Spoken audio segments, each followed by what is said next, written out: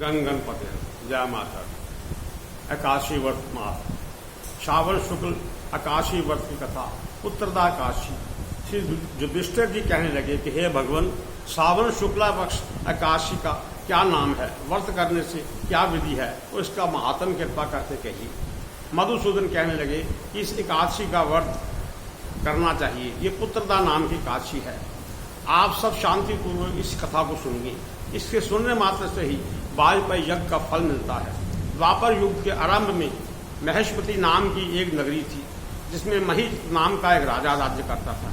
वह पुत्रहीन होने के कारण राजा को राज्य का सुखदायी सुख नहीं लगता था, जिसके संतान न होने के कारण वे यहाँ के लोक और परलोक दोनों ही दुखदायी होते हैं। पुत्र सुख की प्राप्ति के लिए राजा ने अनेक उपाय किए, परंतु राजा को पुत्र की प्राप्ति नहीं हुई।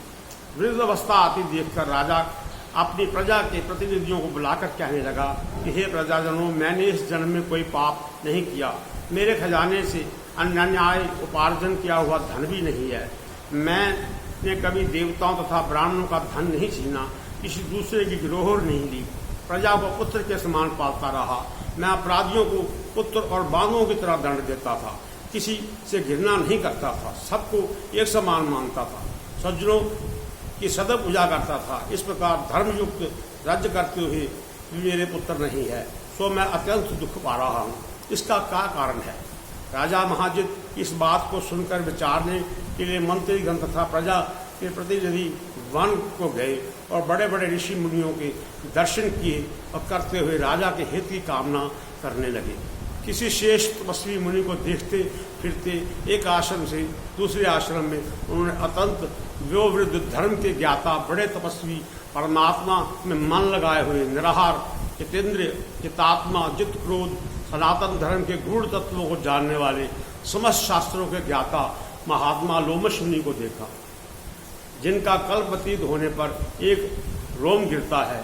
सब ने उस ऋषि को जाकर प्रणाम किया और सामने बैठ गए।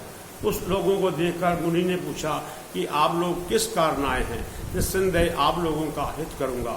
मेरा जन्म केवल दूसरों के उपकार के लिए हुआ है, इस संदेह में मत रहो। लोमश ऋषि के ऐसे वचन सुनकर सब लोग बोले कि हे महर्षि, आप हमारी बात जानने में ब्रह्मा से भी अधिक समर्थ हैं।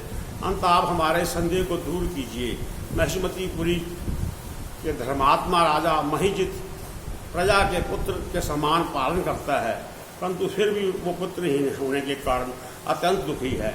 हम लोग उसकी प्रजा हैं, अंत उसके दुख में हम भी दुखी हैं। आपके दर्शन से हमें पूर्ण विश्वास है कि हमारा ये संकट अवश्य दूर हो जाएगा, क्योंकि महान पुरुषों के दर्शन मात्र से अनेक संकट कष्ट दूर हो जाते हैं। अब आप कृपा करके राजा के पुत्र होने का उपाय बताएं। ये वार्ता सुनकर ऋषि ने थोड़ी देर के लिए अपने नेत्र बंद किए और राजा के पूर्व जन्म का वृत्तांत जानकर कहने लगे कि यह राजा पूर्व जन्म में एक निर्धन वैश्य था। निर्धन होने के कारण इसने कई बुरे कर्म किए कि एक गांव से दूसरे गांव में व्यापार करने के लिए जाया करता था।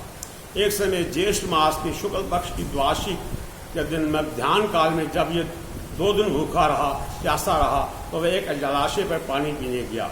उस स्थान पर एक तत्काल ब्याह हुई प्यासी गऊ जल पी रही थी।